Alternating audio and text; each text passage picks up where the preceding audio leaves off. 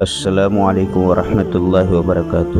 آج ہم بات کریں گے کہ قرآن و حدیث کی روشنی میں اعتماد کو کیسے بڑھایا جا سکتا ہے، جسے ہم سیلف کانفیڈنس کہتے ہیں۔ قرآن مجید سے ہمیں کیا رہنمائی ملتی ہے؟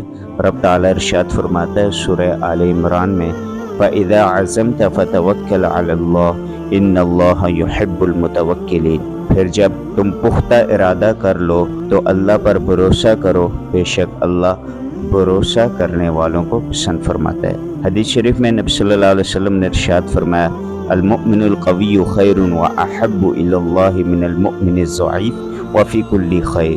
صحیح مسلم کی روایت ہے، فرمایا قوی مومن مضبوط اور طاقتور مومن کمزور مومن سے بہتر ہے اور اللہ کو زیادہ محبوب ہے، اور دونوں میں بھلائی ہے۔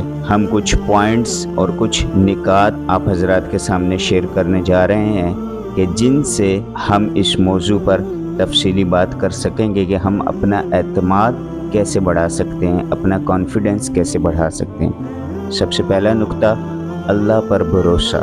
قرآن اور حدیث میں اللہ رب العزت نے اور پیارے نبی صلی اللہ علیہ وسلم نے کئی مقامات پر ہمیں اللہ پر بھروسہ رکھنے کی تلقین فرمائی۔ رب تعالیٰ ارشاد فرماتا ہے، وَمَن يَتَوَكَّلْ عَلَى اللَّهِ فَهُوَ حَسْبُهُ۔ جو اللہ پر بھروسہ کرتا ہے اللہ اس کے لیے کافی ہو جاتا ہے۔ تو کیا معلوم ہوا کہ رب پہ جو انسان بھروسہ اور کامل یقین اور توکل کرتا ہے تو رب تعالیٰ اس کے کام بنا دیتا ہے۔ نبی صلی اللہ علیہ وسلم نے یہ بھی ارشاد فرمایا، لو توکلتم علی اللہ حق توکلہ لرزقکم کما یرزق الطیر تغدو خماسا وتروح بطانا۔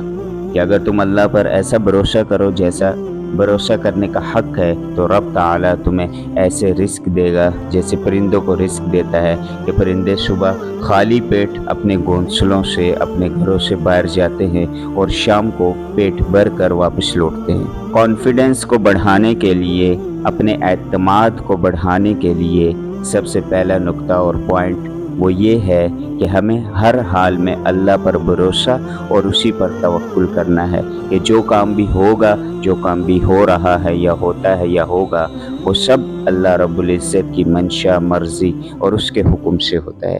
جب انسان کا اللہ پر بھروسہ کامل ہو، یقین ہو، تو پھر انسان کا اعتماد بڑھ جاتا ہے۔ دوسرا نقطہ وہ ہے علم حاصل کرنا۔ اگر کوئی شخص کسی سٹیج پہ تقریر کرنے پہنچتا ہے، کہیں پر اسپیچ کرنے جاتا ہے، تو بعض اوقات ایسا ہوتا ہے کہ وہ کنفیوز ہو جاتا ہے اور اس کا اعتماد اس کا ساتھ نہیں دیتا۔ یہ کیوں ہوتا ہے؟ اس کی بہت ساری وجوہات میں سے ایک وجہ یہ بھی ہوتی ہے کہ اس کی اپنے ٹاپک کے بارے میں صحیح تیاری نہیں ہوتی۔ تو لہٰذا اگر آپ اپنا اعتماد بڑھانا چاہتے ہیں تو اس کے لیے آپ ہر فیلڈ میں، ہر لمحے کے لیے اپنے آپ کو تیار رکھیں۔ جہاں پر آپ کو اعتماد کی ضرورت ہے، اس اسٹیج کے لیے، اس لمحے کے لیے اپنے آپ کو تیار رکھیں، علم حاصل کریں اس چیز کا، اس طرح سے آپ کا اعتماد مضبوط رہے گا۔ رب تعالیٰ نے بھی ارشاد فرمایا ہے، رب زدنی علما، کہ اے میرے رب میرے علم میں اضافہ فرما۔ یہ دعا بھی ہمیں پڑھنی چاہیے اور خاص طور پہ جو ہے ہمیں ہر لمحے، ہر اسٹیج کے لیے اس دعا کو اپنے ساتھ یاد رکھنا چاہیے اور اس دعا کا اہتمام کرنا چاہیے۔ تیسرے نمبر پہ جو پوائنٹ ہے جو خود اعتمادی بڑھانے کا ذریعہ ہے وہ ہے مثبت سوچ، پازیٹیو تھنکنگ۔ نبی صلی اللہ علیہ وسلم نے ہمیشہ مثبت سوچنے کی تلقین فرمائی۔ آپ نے فرمایا اللہ کے بارے میں حسن ظن رکھو اور وہ تمہارے ساتھ ویسا ہی معاملہ کرے گا جیسے تم اس کے بارے میں سوچتے ہو، اور یہ حدیث قدسی بھی ہے۔ رب ارشاد فرماتا ہے، انا عند ظن عبدی بی، کہ میں بندے کے گمان کے مطابق اس کے ساتھ پیش آتا ہوں۔ جب انسان کا گمان رب کے بارے میں جیسا ہوتا ہے تو اللہ تعالیٰ اس کے ساتھ ویسے ہی معاملہ فرماتا ہے۔ سپوز اگر کوئی بیمار ہے اور وہ کہتا ہے کہ میں تو اب ٹھیک ہونے والا نہیں ہوں، مجھے ڈاکٹروں نے بھی جواب دے دیا، اب مجھے نہیں لگتا کہ میں ریکور ہو جاؤں، میں اپنی صحت کو بحال کر پاؤں، تو یہ اس کا ظن رب کے بارے میں ایسا ہے گویا کہ اس نے رب کی رحمت سے مایوسی کا اظہار کر دیا، تو رب تعالیٰ اس کے ساتھ ویسا ہی معاملہ فرماتا ہے اور وہ اپنی صحت کو دوبارہ بحال نہیں کر پاتا۔ رب نے قرآن مجید میں ارشاد فرمایا وَلَا تَقْنَطُوا مِن رَحْمَتِ اللَّهِ، اور اللہ کی رحمت سے مایوس نہ ہو۔ تو گویا کہ انسان اگر پازیٹیو تھنکنگ ساتھ میں رکھتا ہے، کئی کیسز ہمیں ہسٹری میں ملتے ہیں کہ کئی لوگ لا علاج مرض کا شکار ہو جاتے ہیں، لیکن وہ اللہ سے نا امید نہیں ہوتے اور بالآخر حیران کن طور پر وہ اپنی صحت دوبارہ پا لیتے ہیں اور بیماری سے نجات پا لیتے ہیں۔ تو ہمیں ہر معاملے میں خود اعتمادی بڑھانے کے لیے ہر کام میں پازیٹیو رہنا چاہیے، ہر کام میں ہر بارے میں مثبت سوچ رکھنی چاہیے۔ اسی طرح اگلا پوائنٹ خود اعتمادی کانفیڈنس کو بڑھانے کے لیے دعا ہے۔ دعا مومن کا ہتھیار ہے۔ اللہ سے دعا کریں کہ وہ آپ کو اعتماد عطا فرمائے۔ رب تعالیٰ سے ہر چیز اسی سے مانگنی چاہیے۔ نبی صلی اللہ علیہ وسلم نے فرمایا دعا مومن کا ہتھیار ہے، الدعاء سلاح المؤمن۔ تو لہٰذا اپنے ہتھیار کو ہر وقت سامنے رکھنا چاہیے۔ ایک فوجی اور ایک مجاہد ہر وقت اپنا ہتھیار سامنے رکھتا ہے، یہاں تک کہ جب اس کا مقابلہ دشمن سے ہو تو شریعت ہمیں کہتی ہے کہ نماز پڑھتے ہوئے بھی اپنے ہتھیاروں کو اپنے ساتھ رکھا جائے کہ کہیں اچانک دشمن حملہ نہ کر دے۔ تو ہمارا مقابلہ اس وقت باطل قوتوں کے ساتھ ہوتا ہے، شیطانی طاقتوں کے ساتھ ہوتا ہے، اور شیطان ہر طرف سے ہم پر حملہ کرنے کی کوشش کرتا ہے۔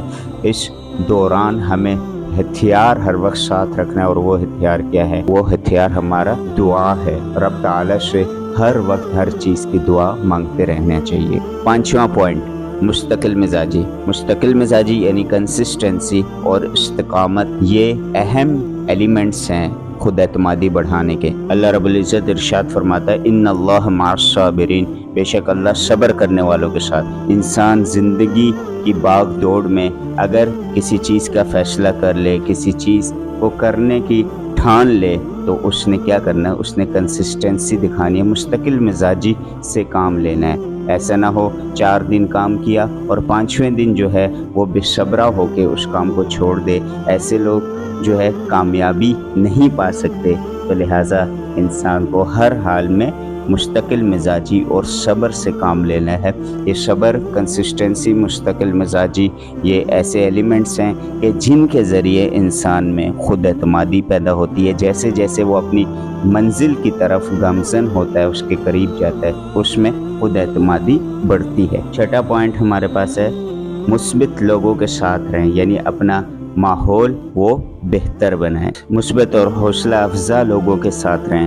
نبی صلی اللہ علیہ وسلم نے اچھے دوست کی مثال، اچھے رفیق کی مثال مشک بیچنے والے کی سی دی ہے کہ ایک شخص اگر عطر کی دکان پہ مشک اور عنبر کی دکان پہ بیٹھتا ہے تو اگر وہاں سے وہ عطر نہ بھی خریدے تو وہ خوشبو کی دکان میں بیٹھنے کی وجہ سے کچھ خوشبو اس کے جسم سے بھی آنا شروع ہو جائے گی۔ اور برے شخص کی مثال ایسے دی ہے کہ جیسے کوئی کوئلے میں کام کرنے والا ہو، اگر وہ وہاں پہ کام کرے، وہ کوئلہ نہ بھی خریدے، اگر وہ براہیوں میں نہ بھی ملوث ہو، تب بھی کوئلوں کے کچھ اثرات، کچھ کالک اس کے جسم کے ساتھ یا اس کے کپڑوں کے ساتھ لگ سکتی ہے۔ تو اچھے اور برے دوستوں کی ایسی ہی مثال ہے۔ یہی وجہ نبی صلی اللہ علیہ وسلم نے ارشاد فرمایا کہ انسان اپنے دوست کے مذہب پر ہوتا ہے۔ فَلْيَنْظُرْ أَحَدُكُمْ مَن يُخَالِطُ، بس تم میں سے کوئی دیکھے کہ وہ کس کو دوست رکھتا ہے۔ تو لہٰذا انسان کا اٹھنا بیٹھنا مثبت سوچ کے لوگوں کے ساتھ رکھنا چاہیے۔ تو جیسی سوچ والے لوگوں کے ساتھ اس کا رہن سہن، اٹھنا بیٹھنا ہوگا، اس کی سوچ بھی ویسی ہی ڈیولپ ہوگی۔ اگر وہ خود اعتماد لوگوں کے ساتھ بیٹھے گا تو اس کی خود اعتمادی میں اضافہ ہوگا۔ دعا ہے کہ اللہ تعالیٰ آپ کو، ہم سب کو مضبوط ایمان اور اعتماد عطا فرمائے۔ آمین۔